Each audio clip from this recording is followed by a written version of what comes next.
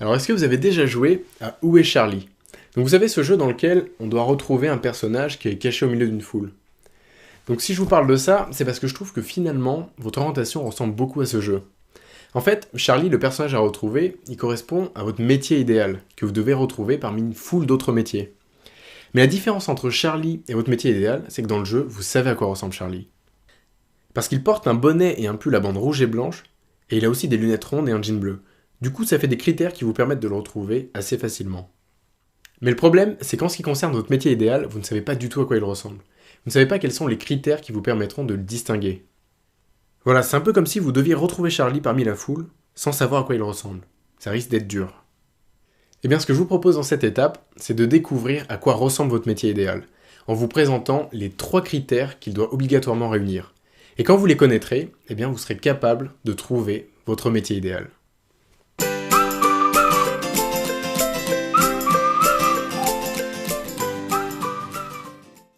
Allez, on passe tout de suite aux 3 critères essentiels que votre métier doit obligatoirement réunir. Donc le premier critère, c'est simplement que votre métier doit vous plaire et vous correspondre.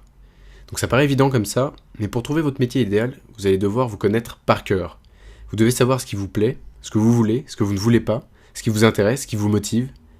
En fait, vous devez devenir un expert de vous-même. Parce qu'il faut savoir que chaque personne est unique et possède ses propres motivations et ses propres intérêts. Par exemple, pour certaines personnes, ce qui est important, c'est de devenir riche. Et à l'inverse, pour d'autres, c'est pas du tout une priorité. Il y en a qui voudront un métier qui leur permet de voyager, et d'autres préféreront simplement rester près de leurs proches. Certains ont besoin de travailler en équipe, et puis d'autres préfèrent travailler seuls. Donc pour trouver un métier qui vous correspond, vous devez savoir qui vous êtes réellement. Ça, c'est vraiment la première étape de toute démarche d'orientation. Et la connaissance de soi, ça passe avant tout par l'expérience. C'est-à-dire que vous devez essayer plein de choses pour découvrir ce qui vous intéresse. Et ça passe également par l'introspection. Vous devez vous poser des questions qui vous permettront d'en savoir plus sur vous-même. En tout cas, vous avez déjà fait le premier pas, puisque ce coaching et son test d'orientation Motiva, que vous allez bientôt passer d'ailleurs, vont vous aider à rapidement devenir expert de vous-même. Le deuxième critère, c'est que votre métier idéal doit apporter de la valeur aux autres. Donc apporter de la valeur, ça signifie que grâce à vos compétences, vous êtes capable de résoudre des problèmes ou de satisfaire des besoins que des gens ont et pour lesquels ils sont prêts à vous payer. Et ces gens, ce sont vos employeurs si vous êtes salarié, ou vos clients si vous êtes entrepreneur ou indépendant. Par exemple, quand vous êtes malade, vous allez chez le médecin pour qu'il vous soigne. Et en échange, vous êtes prêt à le payer pour résoudre votre problème. Donc le médecin vous aura alors apporté de la valeur. Donc le fait que votre métier idéal doive apporter de la valeur aux autres est crucial. Même si ça semble être du bon sens, c'est un sujet qui est rarement abordé. Pourtant, c'est ce critère qui va déterminer votre futur salaire et la facilité avec laquelle vous trouverez du travail. Voilà, donc je vous en dirai beaucoup plus sur la valeur dans le 3e chapitre de ce coaching. Et enfin, on passe au 3e et dernier critère, qui est votre capacité à exercer le métier de votre choix.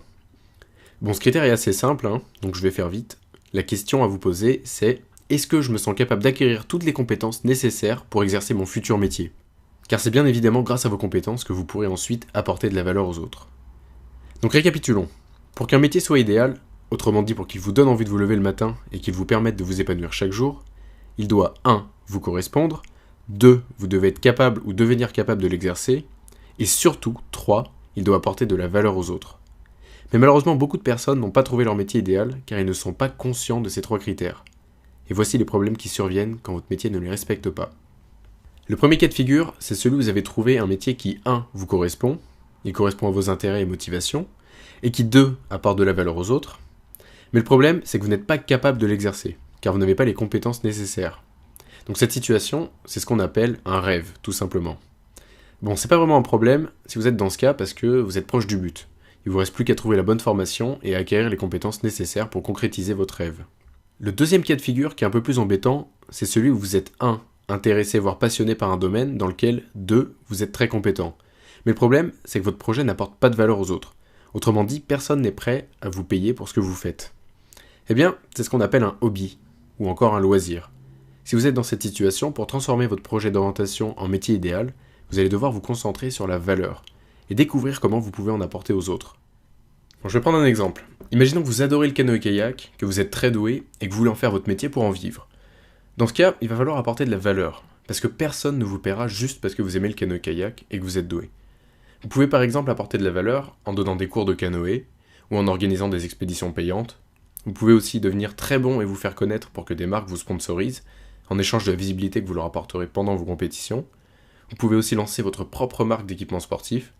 Finalement, les possibilités sont nombreuses à partir du moment où vous vous posez la bonne question, à savoir comment grâce à mes compétences et en faisant quelque chose qui me plaît, je peux apporter de la valeur aux autres. Bon, j'imagine que vous n'êtes pas passionné par le canoë-kayak, mais cet exemple s'applique à plein d'autres domaines. Peut-être que votre passion à vous, c'est le dessin, la danse, le sport, la musique, l'art ou autre chose. Eh bien, dans tous ces cas, le raisonnement reste le même. Vous devez apporter de la valeur aux autres pour gagner votre vie. On passe maintenant au troisième et dernier cas de figure, qui est le plus embêtant et le plus fréquent. C'est celui où vous êtes 1. Capable d'exercer un métier, qui 2. Apporte de la valeur aux autres, donc il y a des gens prêts à payer pour vos compétences, mais qui ne correspond pas à vos intérêts, à vos motivations, bref, qui ne vous plaît pas. Donc là, vous êtes dans le cas de la majorité des gens finalement, puisqu'il y a des études qui ont montré qu'environ 70% des salariés ne sont pas motivés par leur travail. Dans cette situation, vous pouvez gagner votre vie, mais ça se fera au détriment de votre motivation et tout simplement de votre épanouissement personnel. Si vous êtes dans cette situation, la priorité, c'est que vous deveniez un expert de vous-même. Vous devez découvrir ce qui vous intéresse et ce qui vous motive réellement. Donc vous l'aurez compris, votre métier idéal se trouve à l'intersection de ces 3 critères. Il doit correspondre à vos intérêts et motivations, vous devez être capable de l'exercer, et il doit apporter de la valeur aux autres. Retenez bien ces 3 critères parce que ça fait vraiment partie des choses que vous devez savoir pour trouver votre métier idéal. Allez, on se retrouve juste après pour découvrir les 5 étapes d'une orientation réussie.